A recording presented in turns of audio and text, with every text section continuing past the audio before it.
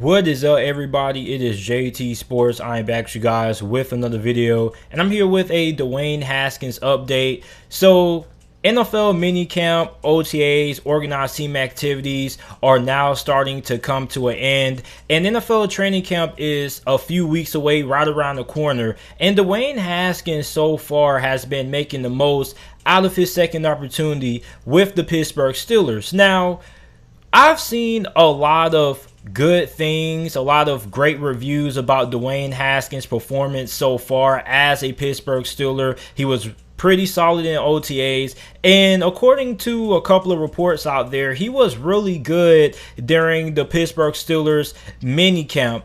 Ben Roethlisberger had high praise for him, talking about how he admired Dwayne Haskins' throwing motion and his throwing mechanics. Mike Tomlin reportedly is trying to, develop a personal relationship with Haskins. Then James Washington praised how good of an arm Dwayne Haskins had. So Dwayne Haskins has been getting a good amount of praise around the Pittsburgh Steelers organization, which is a good thing because everybody has been writing a lot of negative articles about Dwayne Haskins, which none of those articles are relevant to what Haskins is doing now. They go back to him not working out with the Washington football team. And look, I understand that Dwayne Haskins made a lot of mistakes during his time with Washington. Okay, but that's in the past now. We're only worried about Dwayne Haskins, the Pittsburgh Steelers. We're not worried about Dwayne Haskins, the Washington football team quarterback. We're only worried about what Haskins is doing right now with his second opportunity in the NFL, and he's making the most of it. I hate the fact that people try to bring people down every time people elevate in life. And that's one of the biggest problems that we have in this world, is that everybody, when they see somebody doing good, they just have to rain on their parade and try to bring them down to earth. Like, I was really irritated at the few articles that I've seen over the last couple of days that portrays Dwayne Haskins in a negative light. We know that he didn't work out. We know that he had a lot of things that he should have done off the field. But we got to remember that this guy is very young. He's in his early 20s. And I'm pretty sure a lot of you guys watching this who are a lot older have made a lot of mistakes when you were entering your 20s. I'm 19 years old, about to be 20. And I'm pretty sure I'm going to make a lot of mistakes in my early 20s. Let's not try to act like we're all perfect human beings here. Let's not act like we all haven't had second chances in life. Like, I remember back in my early days of high school, back 9th to 10th grade, I was a smart kid, but nobody really wanted to put me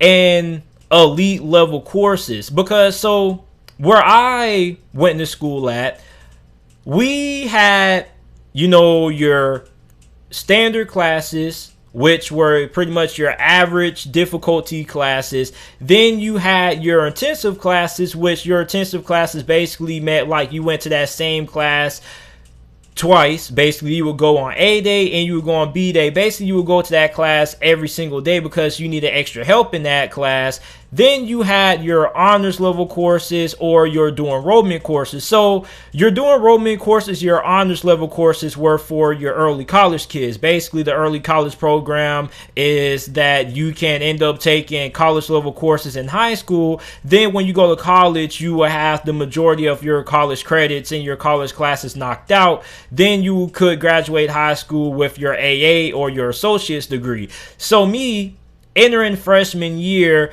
I had the test scores to have those honors level courses in those dual enrollment classes, but the guidance counselors were heavily hesitant to put me in those classes because I had behavioral issues, and they don't really want to put guys who could be distractions in those courses because they don't want to, distract the college or the early college kids from being successful. So I had to fight to get in those classes, and when I got in those classes, I was doing what I did best. I wasn't really stirring up trouble, but I was being a distraction to the class, which was a big reason why they didn't want me there. So I ended up having to fight to stay in those classes because a lot of the teachers there didn't really feel like I belonged in those classes. They knew I had good test scores, but with the way I carried myself, the way I acted, and the way I presented myself, they didn't really believe I belonged in those classes. So at the start of the year, Teachers gave me a hard time. They used to call on me a lot, try to see, what I know, just putting me on the spot. And then at the end of the year, they would give me a lot of praise saying, you know what, JT, you proved me wrong.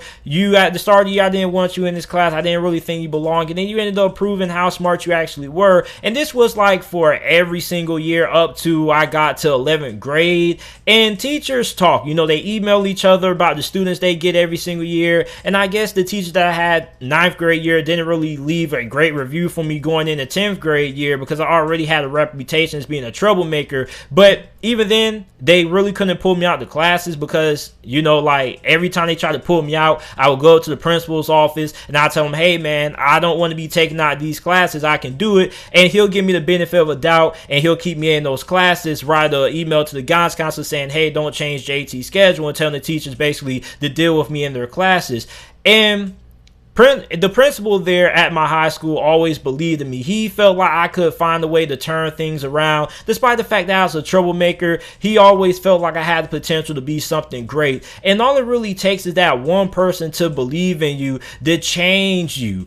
And for the Pittsburgh Steelers bringing in Dwayne Haskins, it has kind of sparked the change in Dwayne Haskins' life. And like I mentioned, you only need one person to say, hey man, you can do it. You only need one person to pat you on the shoulder and bring you back up for you to change your life around sometimes. And for Dwayne Haskins, that seems to be the case. He seems to be really enjoying the second chance that he's getting with Pittsburgh. And he's trying to fight for a spot on this team because there's no spot on this roster that has a guaranteed spot for Dwayne Haskins. Now, some people think that Steelers fans automatically think Dwayne Haskins is the quarterback of the future. That's false. Nobody is on here saying that Dwayne Haskins is going to be the successor for Big Ben as of right now. Everybody pretty much is going with the motions. Everybody pretty much is in wait and see mode with Dwayne Haskins like I am. I've never came on here and said that Dwayne Haskins is going to be the future. I said that he potentially could be the future. And if you're a Steelers fan, you should be hoping that this Dwayne Haskins experiment works out, because if it does and Dwayne Haskins does indeed become successful for Big Ben, it works out because then the Steelers don't have to waste a first-round pick in next year's 2022 NFL draft on a quarterback.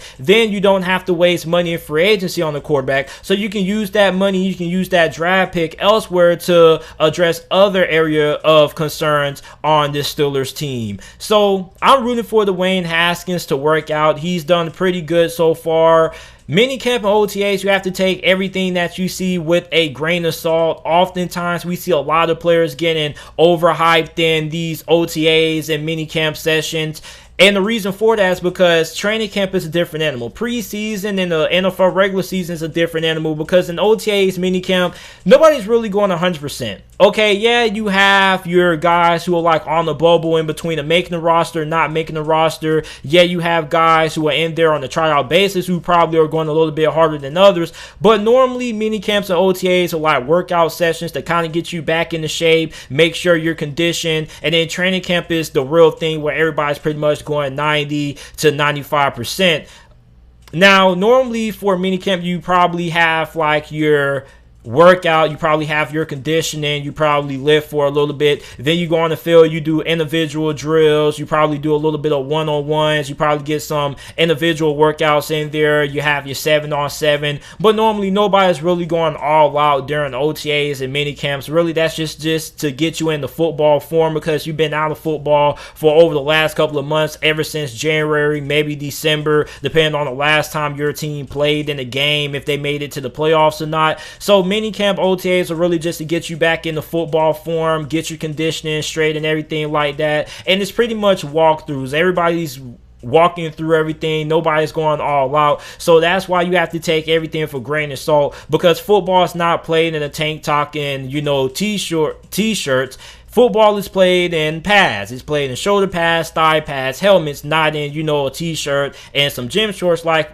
how people, perform in the OTAs and mini camps. Nobody's really wearing full padding. Nobody's going all out, which is why you have to take these OTAs and these mini camp reports with a grain of salt, because oftentimes we see a lot of players who get a lot of praise for their performance during these OTAs and mini camp sessions. Then come training camp or preseason, they end up being a non-factor and we don't hear from them. So Dwayne Haskins has done pretty good so far. I'm really interested to see what he does this preseason and training camp. Is he going to be able to give Mason Rudolph a run for his money when it comes to that backup quarterback's job? That remains to be seen, but he's gotten a lot of praise, a lot of rave reviews so far amongst the Pittsburgh Steelers organization, and I really think that this is what Dwayne Haskins needed, because remember in Washington, Dan Snyder had a big hand in Dwayne Haskins getting drafted. I don't really think Washington really wanted him for real. I feel like Dan Snyder just kind of forced the team to go ahead and draft Dwayne Haskins because him and Dwayne Haskins kind of have like a little bit of connections. I believe that Dwayne Haskins went to high school with his kids and whatnot, so you already knew a little bit of Dwayne Haskins. So then you go to a team that had Jay Gruden, who got fired. Then you go bring in a new head coach, Ron Rivera, who didn't really want Dwayne Haskins for real. He was already on a thin leash, because anytime you bring in a new head coach with a quarterback who he didn't draft, oftentimes they have low tolerance and a thin leash with that QB, and Dwayne Haskins didn't do himself any favors with the trouble that he got off the field in. So for Washington, you got rid of Dwayne Haskins. He goes to a team that now wants him, because of the Steelers didn't want Dwayne Haskins. They never would have offered him a contract. So he goes to a team that now wants him, that is fully embracing him, and now we're starting to see the positive impact that that's starting to have on Dwayne Haskins in terms of his performance. And like I said, this is OTAs and minicamp. You have to take everything with a grain of salt. This isn't a real thing. We still have to see what he does throughout training camp and preseason, but it's good to see that Dwayne Haskins is, you know, getting some good publicity from the Steelers fandom, from the Steelers organization, despite all of the negative articles that are out there on him. And I'm really interested in seeing what Dwayne Haskins does in training camp in this preseason. So let me know if I missed some additional information that you guys may have ran across when it comes to the Dwayne Haskins minicamp and OTA performance. Make sure that you guys like the video, subscribe to the channel for more NFL videos and content, and thanks for watching.